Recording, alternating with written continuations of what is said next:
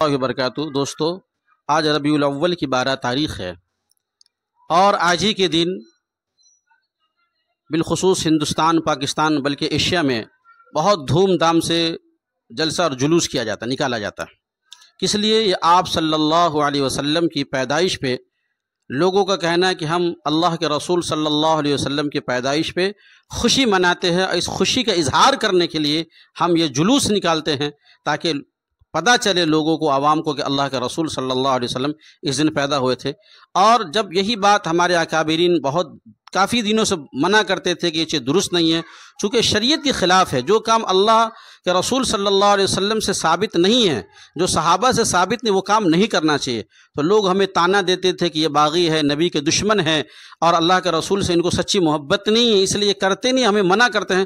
نہیں، الحمدللہ اللہ کا شکر ہے، بڑا اللہ کا فضل و کرم ہے کہ ان کے جو بڑے معتبر عالم ہیں، اللہ تبارک و تعالیٰ نے ان کے دل میں بات ڈالی، اور ان کی زبانی وہ بیان سنیے کہ ان 12 ربیع اول کے دن جلسہ جلوس اور پروگرام کر کے کیسے کیسے خرافات ہوتے، کیا کیا ہوتا ہے۔ ان کے اکابرین سے، ان کے بڑے جو علماء ہیں، ان سے آپ سنیے، دیکھیں ڈانس کرتے ہیں۔ نکلیے ذرا روڈوں کے اوپر، جی جا کر دیکھیں ذرا کیا ہو رہا ہے۔ جی جی میلے ٹھیلے لگ گئے ہیں، ڈھول ڈھمکے پہ لڑکے ڈانس کر رہے ہیں، مسجدوں کے چھجوں پہ ڈانس ہو رہا ہے، لڑکیوں کو حور بنا کے بٹھایا ہوا ہے، چپس تقسیم ہو رہے ہیں، ہزاروں کی تعداد میں لوگ جھپٹ رہے ہیں، جمعہ قضا ہو رہا ہے، نمازیں قضا ہو رہی ہیں، کوئی پرواہ نہیں ہے۔ اور یہ کیوں آئے؟ 12ویں منانے کے لیے آئے، لائٹنگ کر کے، تغرے بنا کر، نقوش بنا کر، اونٹ کھڑے کر کے، پہاڑ بنا کر میلہ بنا دیا ہے۔ عورتیں مرد نکل کر تفریح کے لیے باہر نکل رہے ہیں، جسم سے جسم مس ہو رہا ہے مرد عورت کا، لیکن ثواب کی نیت سے نکلے ہوئے ہیں۔ صاحب بھئی ہم تو دیکھنے جا رہے ہیں کہ 12ویں کی لائٹنگ کیسے۔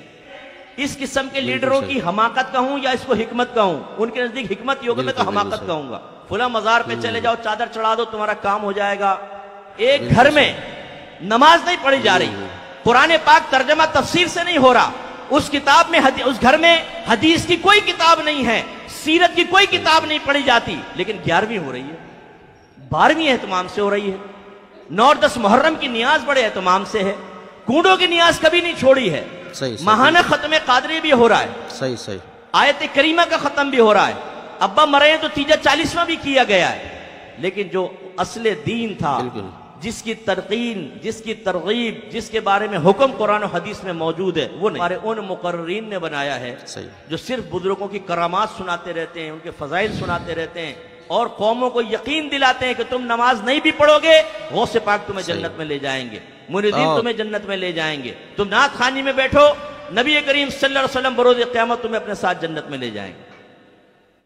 لیکن ہمارے علماء بعض اوقات اور ہمارے پیر عظام، اللہ تعالیٰ رحمت نازل فرمائے ان پیروں کے اوپر، انہوں نے بھی بڑا بیڑا غرق کیا۔ اپنے آستانے کی تعداد بڑھانے کے لیے صحیح جو اصلاح کرنی چاہیے وہ چھوڑ دیں کہ لوگ بدزنوں کے نہ بھاگ جائیں۔ فضائل، کرامات ذکر کرو، اللہ اللہ۔ ارے پہلے بھائی مرید کو حرام تو چھڑوا دو، ٹھوس ٹھوس کے حرام کھا رہا ہے، یہاں پر آگے دل پہ ضربے لگا رہا ہے، کچھ بھی نہیں ہوگا، 100 سال ضربے لگاتا رہے، اس سے کہاں دل صاف ہوتا؟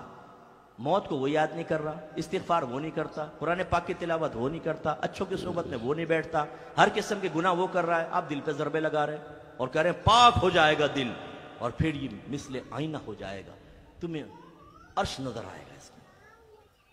اب وہ کان میں پوچھے، حضور آپ کو کتنی مرتبہ نظر آیا؟ کیسا تھا عرش؟ حضرت نے خود نہیں کبھی دیکھا، چارپائی کا تصور کر لیتے ہیں ہمیشہ ذہن میں اور کہتے ہیں عرش دیکھ لیا ہم نے۔